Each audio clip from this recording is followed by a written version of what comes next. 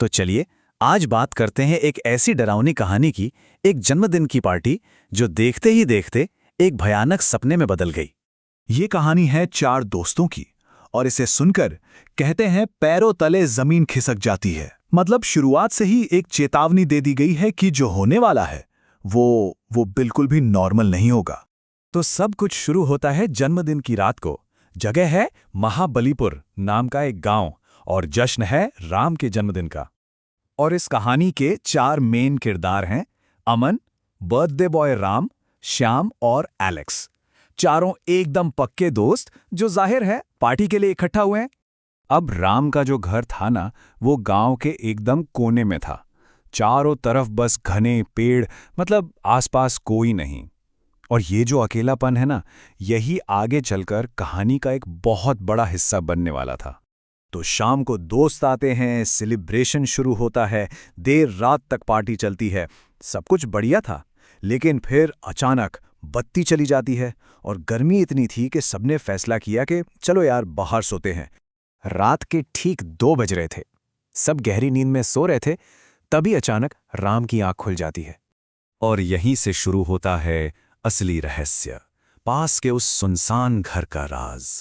अचानक ना मौसम बदलने लगता है, तेज हवाएं चलने लगती हैं और साथ में दूर से कुत्तों के भौंकने की आवाजें आने लगती हैं।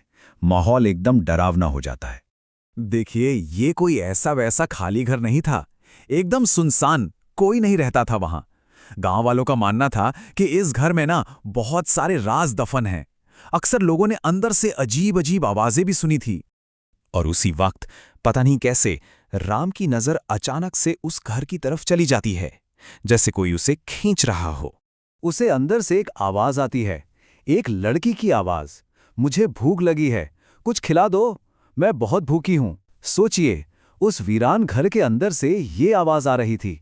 अब यहां से कहानी में दस्तक और डर का खेल शुरू होता है।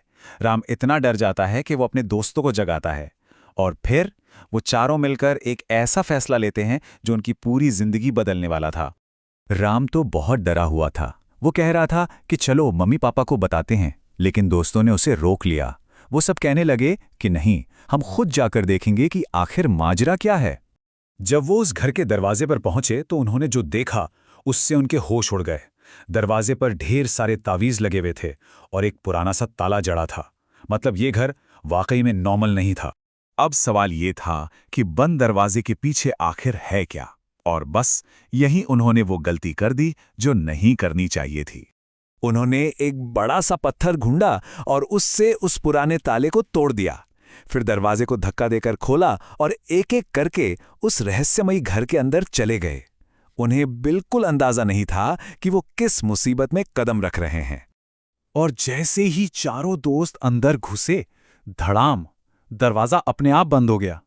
तभी अचानक उन्हें एक लड़की दिखाई दी, करीब 15 साल की होगी, जो एक कमरे से दूसरे कमरे की तरफ भाग रही थी। और वो चीख रही थी, मुझे बचाओ, मुझे बचाओ। उसकी चीखें पूरे घर में गूंज रही थीं। तो अब सिचुएशन ये थी कि सभी दोस्त उस घर में फंस चुके थे। बाहर निकलने का कोई रास्ता ही नहीं था। और ये कहानी हमें कुछ बहुत बड़े सवालों के साथ छोड़ जाती है। आखिर वो लड़की कौन थी?